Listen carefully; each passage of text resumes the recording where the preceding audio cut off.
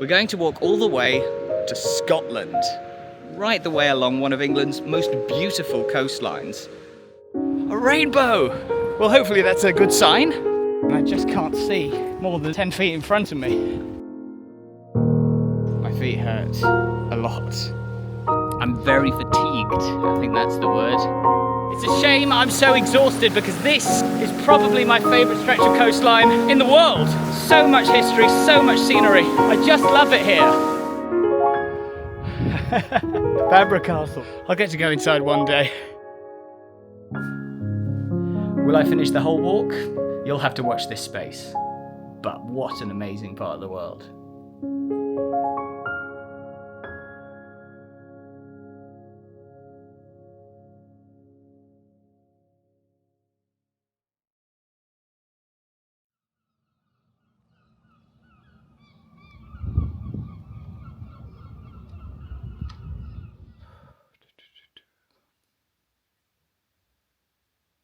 Good morning from the very cosy Victoria Hotel here in Bambra. It's about 7:30 on Sunday morning. You can see the sun rising behind me. And it's day 3, the final day of our walk, when we go for the Scottish border. Now that's about 25 miles away from here along the coastal path. And that's a fair distance, but so far we've walked 64 miles since we set off from Tynemouth. So it sounds doable, but I did mention last night that I was in a fair amount of pain, shall we say. My feet aching a bit. They've got better overnight, but my right knee, which I mentioned yesterday morning, was twanging a little bit, hasn't improved. Now, I often struggle with my knee. I wear a knee brace when I do long walks, and that generally helps, but I may have overcooked it. And to cut a long story short, I don't think it's a good idea to walk 25 more miles on that. I think it would be fine, but I don't want to do irreparable damage. I hope you can understand. So, basically, I've failed. Again. This is getting boring. Oh dear. But yeah, so I'm not gonna walk the remaining 25 miles to Scotland, but I'm still determined to have a nice day out today. I'm gonna have a lie-in, I'm gonna have breakfast in the hotel, and then I am actually going to go inside Bambra Castle. It's a proper bucket list item, so always been looking forward to that. So we're gonna go inside Bambra Castle, then we're gonna get a bus from here in Bambra to BericUPONTweed, the northernmost town in England, which is just 2 miles shy of the Scottish border. And I plan to walk those last 2 miles. It's a really amazing coastal path with some stunning cliffs. So hopefully we should get to the border later this afternoon. And then I've got my train back down to London at just after 5.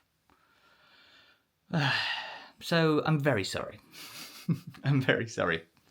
But that's about it. Let's have a lie-in, and then a normal day out. Yes, I'd failed. Having walked 64 miles up the Northumberland coast, all the way from Tynemouth, I realised that I just couldn't push any further. But after a lie-in and indulging in a delightful breakfast at the Victoria Hotel, I got dressed and left at the unfamiliarly sensible hour of 10:30. And then I walked a short distance across the village to a place that I'd been longing to visit for many years.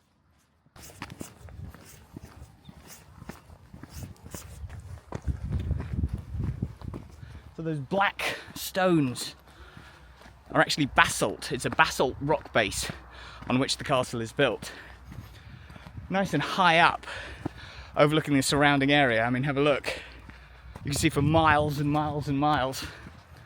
So the perfect defensive structure. But what is it like inside? I've never seen it.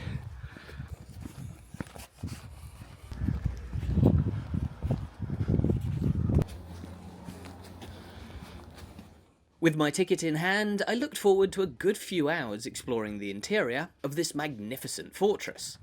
In fact, my bus to Berwick wasn't due until 20 to 2 in the afternoon, so there was plenty of time to discover all that Bambra had to offer. This is so cool! Now within the inner ward of the castle, I ventured inside the Grand State Rooms, where I was greeted with an intriguing exhibition on the fortress's long history, and a reminder of the fact that this is not just a tourist destination. Private rooms belonging to the inhabitant Armstrong family are off limits to members of the public, but thankfully the most impressive quarters were open to explore.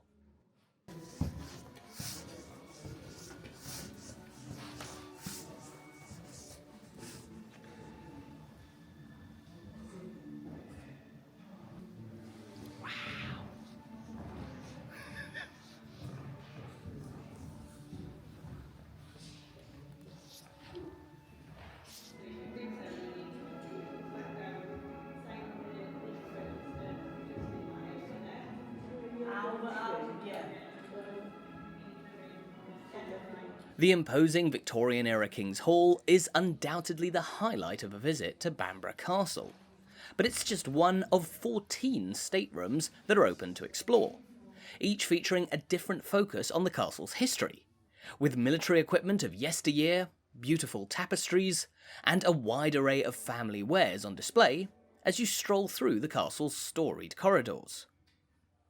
Despite having loved the past 2 days of walking outside, through Northumberland's stunning coastal scenery, it was a nice change of pace to actually explore the inside of one of the county's many iconic landmarks. But soon enough, I felt the allure of the winter wind calling once again, so I wandered out onto the top of the castle walls to take in a view of the village of Bambra down below. What a spectacular place. I'm really sad that I couldn't walk all the way to Scotland, but if there's a way to make up for it, it's this. That view. Got the village down below, it's in the far distance what look like mountains. That's near to the border, I would imagine. Sort of Tweed Dale, Teviot Dale, around there.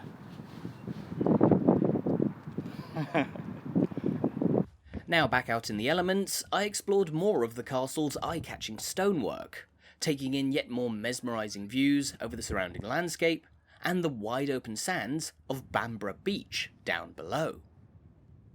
Having spent a good 2 hours inside Bambra Castle, I felt thoroughly re-energised, and so I wandered out of the fortress and down towards the coast once again, where I was yet again bowled over by the view of the castle from another angle.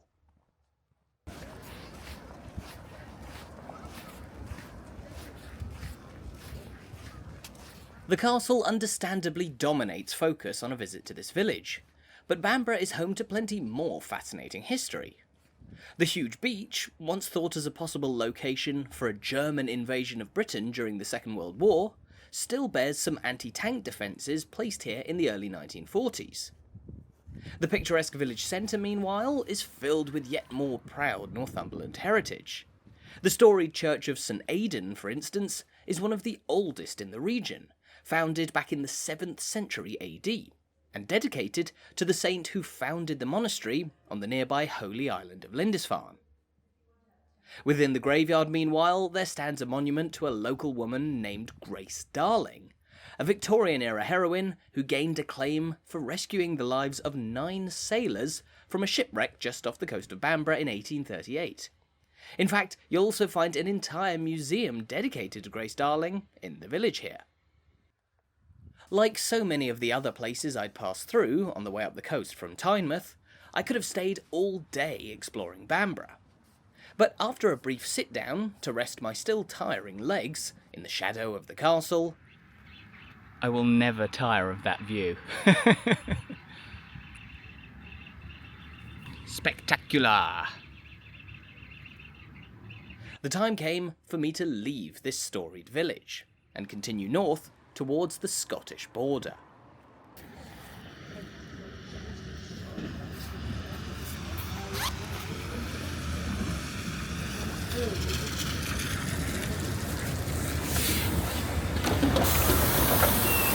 Single Sparrow, please. X18 to Berwick. Thank you very much.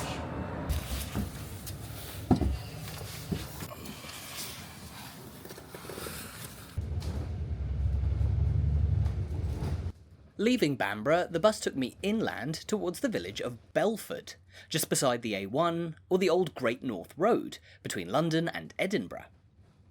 Interestingly, the bus route followed much of the coastal path, which, had I undertaken it on foot and not cheated, would have been quite different to the previous 2 days, more rural in character as it winds its way through the countryside, with the vast sands and mudflats close to the holy island of Lindisfarne not part of the designated route, and at high tide, well underwater.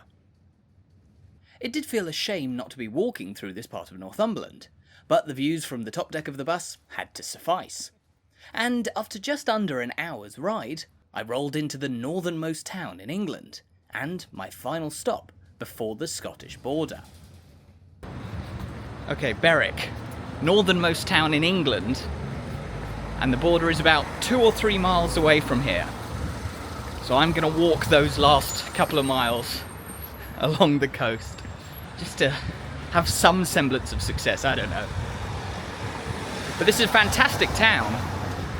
Incredible history, amazing architecture. So we'll have a quick walk through the streets and then back onto the coast.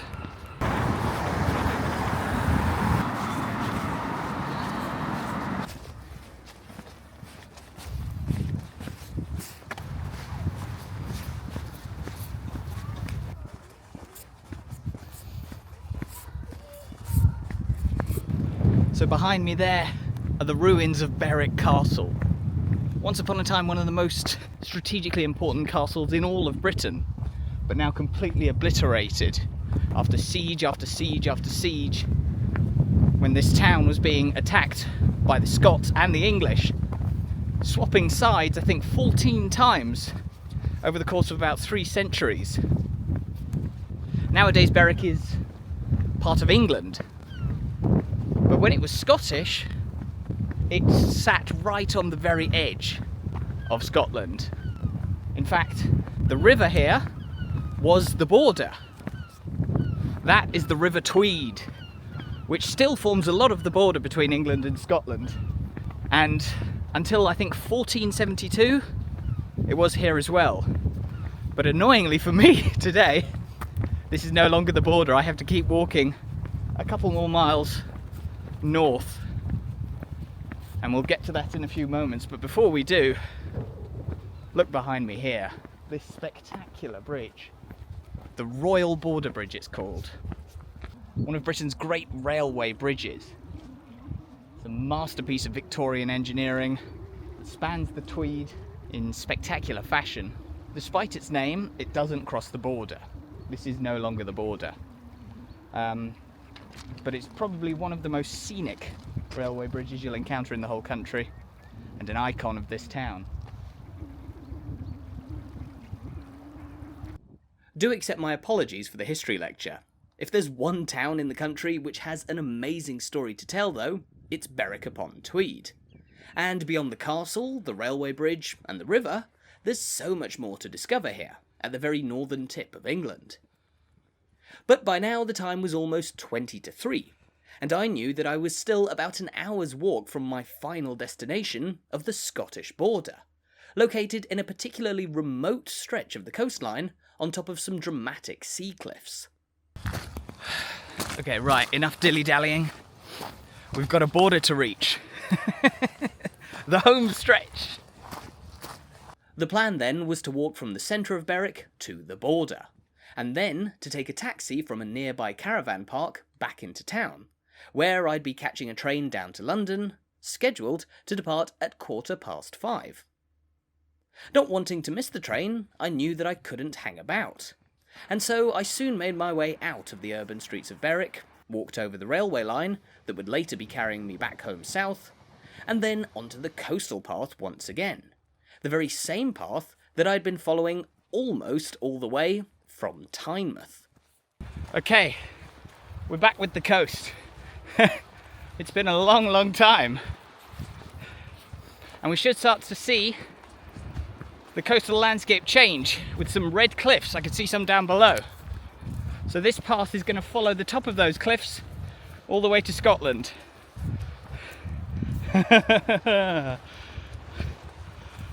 I'm obviously feeling a lot better, but there's no way I could have walked 25 miles in the condition. But 2 or 3 miles, I can do it. I could do it. The route in this final stretch was one of the more challenging that I'd encountered on the walk. A very narrow, grassy path that snaked its way along the top of the cliffs and meandered up and down as the terrain rose and fell. But as I admired yet more of the spectacular scenery... Oh wow, look at these cliffs.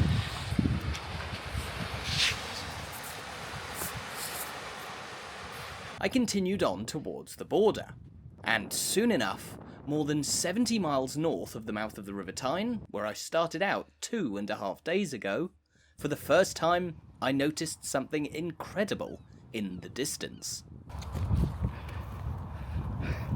I'm pretty sure I can see Scotland. I must say that this is the quietest stretch of coastline I've walked along the whole way from Tynemouth. There's nobody here. I've passed one person since the edge of Berwick. Next stop, final stop, is a place called Marshall Meadows. It's the northernmost point in England. And that's where we'll find the border. Yes, by now there were less than 2 miles to go until Marshall Meadows, just shy of the Scottish border. And as I persevered along the winding coastal path, it wasn't long before the very last settlement in England appeared before me.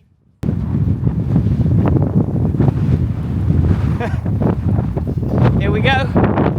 We're coming into Marshall Meadows. I think it's going to take about 10 minutes to get through here, and the border's on the other side. We've got some nice sunshine to finish up with. I have been so unbelievably lucky with the weather.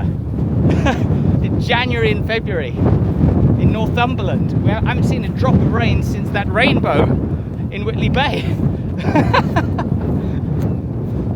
That's unbelievable. And this is the windiest it's been. No complaints whatsoever. Thank you, Northumberland weather. Well done. The wind may have been picking up, but with a ray of sunshine lighting my way to the end, I made my way into Marshall Meadows Caravan Park, once again reflecting on all that I'd encountered on the road to this point. Having spent more than 20 hours walking over the last 2.5 days, I'd been treated to a truly unforgettable weekend hike. It had been tough going at times, whether that be making my way through the dark dunes at the end of day 1, or pushing against growing fatigue throughout day 2. But as I've said a number of times now, Northumberland, this magnificent county, and all of its history and scenery, without doubt spurred me along on every step of the way. Sure, I'd cheated on the final day, and I'd certainly missed out on some more different surroundings on the run up from Bambra. But nonetheless, I'd been spoiled by the spectacular coastline. Its towns and villages, its cliffs and beaches, its harbours, its churches, and of course, its castles. The scenery gradually moving past me as it changed from urban sprawl to stunningly remote, each step more memorable than the last. And now that I found myself just a stone's throw from the Scottish border, there was one more stunning view to take in.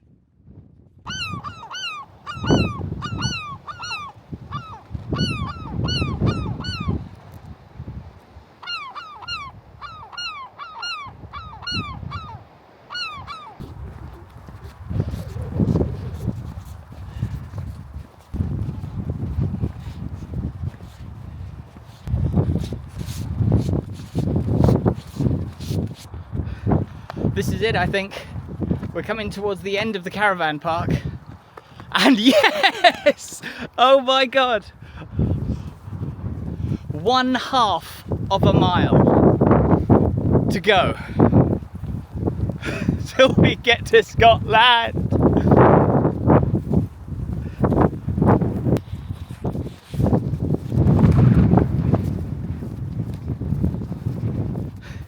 Beyond the caravans over there, I can see hills, Scottish hills, with Scottish houses and Scottish sheep on them.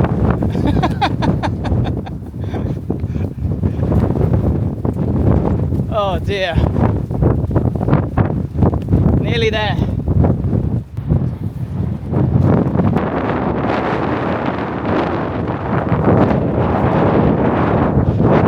I can see the sign. I can see a blue and white flag. That's it. Coming up.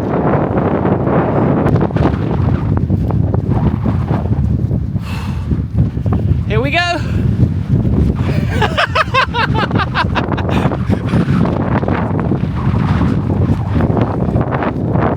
It's not that impressive.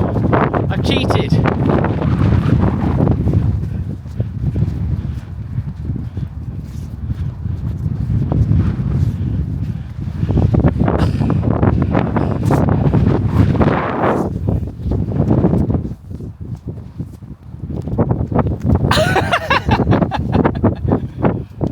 Scotland!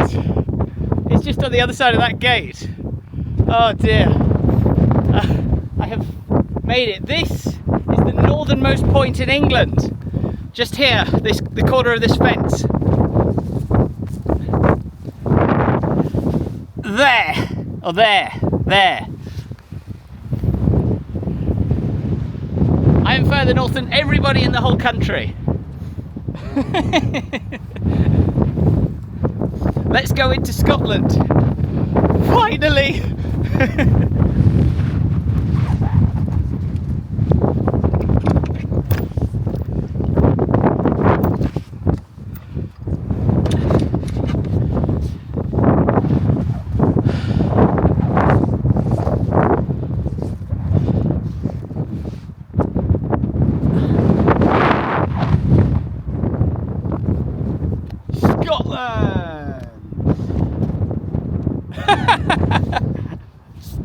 I have made it. Oh, it's getting cold now. The wind's picking up. The second you cross the border, drops 10 degrees. No. Oh, the Scots have got a better sign on the English side than we do. Here. Come on, we need a flag or something. Anyway. I am in Scotland. I am in Scotland. Right, now what? Now what indeed? Having walked a total of 67.9 miles over 3 truly delightful days on the Northumberland coastline, I now found myself in Scotland. And I realised that I had to find some way of marking the occasion. Okay, so seeing as we're now in Scotland, I thought we should do something quintessentially Scottish to celebrate the victory. So I popped into a shop in Berwick and bought an iron brew. I have never had iron brew before, so I'm going to try it for the very first time in Scotland. Fittingly, let me see if I can get it open. Cheers! Smells weird.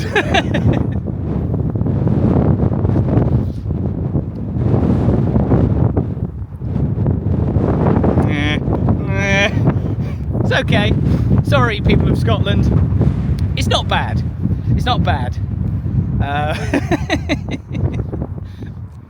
Well, I suppose that's about it, isn't it? With my iron brew here. I'm looking along the coast there. More cliffs. Spectacular. It goes all the way up towards Edinburgh, places like Eyemouth, St Abbs, Dunbar. Beautiful part of Scotland. Maybe one day I'll walk along there. But yeah, that's about it, I suppose, here on the cliffs. I have to say, if you are still watching, after 3 days of me walking, then thank you. Thank you very much. I'm so glad I got to walk along the Northumberland coast. I love it so much. But to fill in all the gaps in between, almost all the gaps in between, the villages that I love so much, was a delight. What a weekend it's been. Thank you so much for your very, very kind words, as always. Why are you so nice to me? All I'm just walking. It's so kind. I'm having a wonderful time. I'm in a bit of pain, but that's okay.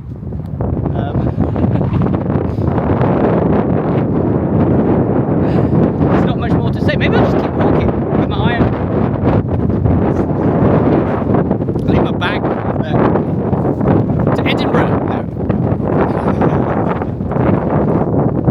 Thank you so much. See you again.